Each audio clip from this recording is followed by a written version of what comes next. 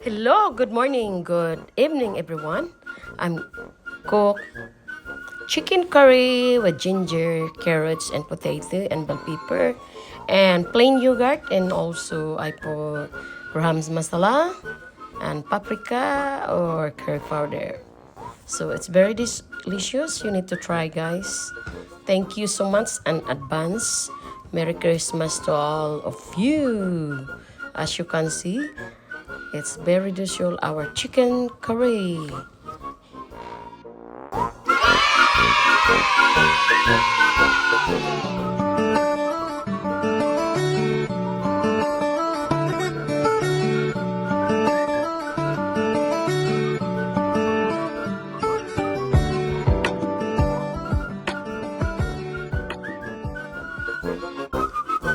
First, you have to boil the chicken.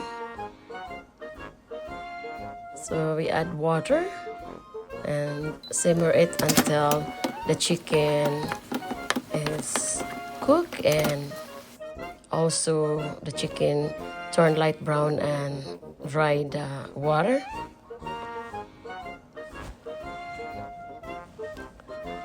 So today we're cooking with chicken curry.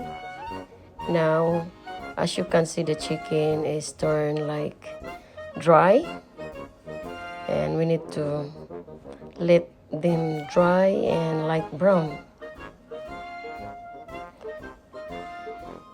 Then we have to add 2 tablespoons of oil, any kind of oil, and also 1/2 onion slice.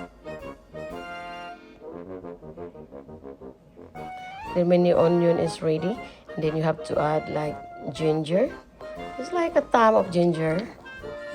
And also 3 cloves of garlic slice. So when the ginger and the onion is cooked, then you have to mix it together and add the 1 tablespoon of curry powder. And you have to mix it.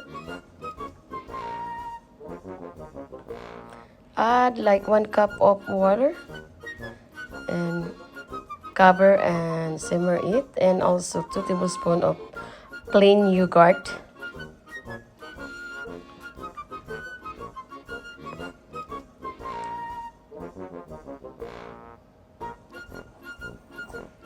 Add like 1 tablespoon of paprika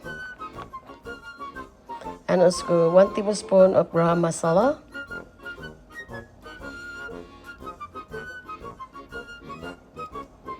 And 1 tablespoon of black pepper.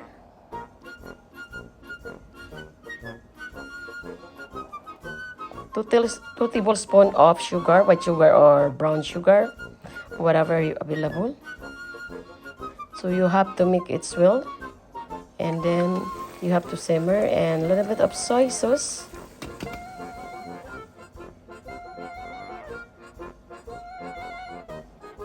And by the way, I added chicken cube, 2 tablespoon cubes, nor chicken cube. I add 2 pieces. So we have to simmer it and boil it until the sauce gets sticky, and also the chicken and soup. And also we add that normally I put 3 pieces of potato, a small size, and cut it.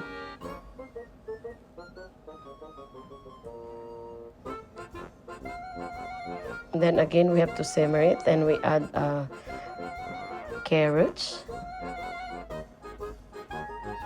So we run out of red bell pepper. You can, as long you have bell pepper, but I add only green pepper. So thank you so much to all my co-YouTuber. I really appreciate, and to keep coming in my channel. And advance Merry Christmas. And to all supporters, please support me. All silent viewers, thank you. And to all subscribers, please subscribe my channel, Asian Cooking with MG. And also now we have to put the bell pepper, green pepper, and subscribe.